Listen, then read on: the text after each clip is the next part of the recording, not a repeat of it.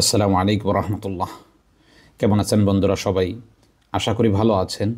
আর ভালো থাকেন এই দোয়া সকলের জন্য করি। আজকে একটি গুরুত্বপূর্ণ বিষয় নিয়ে আপনাদের সাথে আলোচনা করতে যাচ্ছি।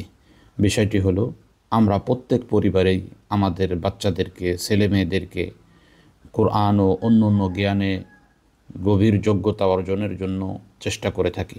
এটা দরিদ্র ফ্যামিলি হোক বা ধনী ফ্যামিলি হোক, প্রত্যেক পরিবারেই নিজের সন্তানকে জ্ঞানী বানানোর জন্য, শিক্ষিত বানানোর জন্য মেহনত করে থাকি। কিন্তু অনেক ক্ষেত্রেই দেখা যায় আমাদের বাচ্চাগুলো পড়ালেখা করতেছে, কিন্তু সে মেহনত করতেছে ভুলে যাচ্ছে। আবার অনেক ক্ষেত্রেই দেখা যায় যে বাচ্চাগুলো পড়ালেখা করতে চায় না।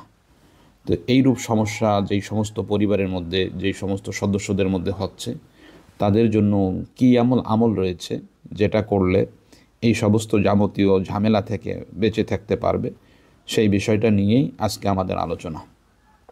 তো আপনারা দেখতে পাচ্ছেন, কোরআন শরীফ ও অন্য সব এলেম মুখস্থ করার রুকিয়া, এটা নির্ভরযোগ্য কিতাব খাওয়াতসুল কোরআন নামক কিতাবের মধ্যে এই আলোচনাটা আনা হয়েছে।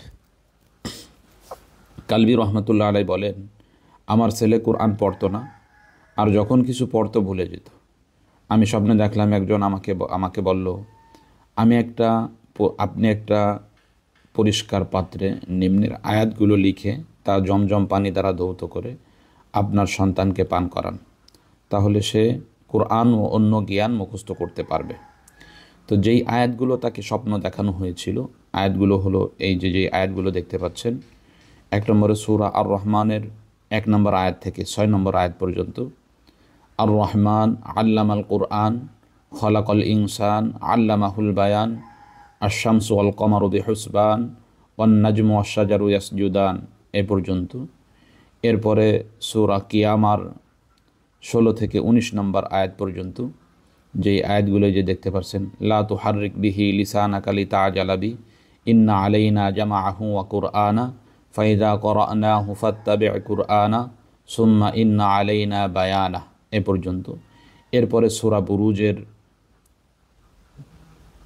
21 নম্বর এবং 22 নম্বর আয়াত, বাল হুয়া কুরআনুম মাজিদ ফি লাওহিম মাহফুজ।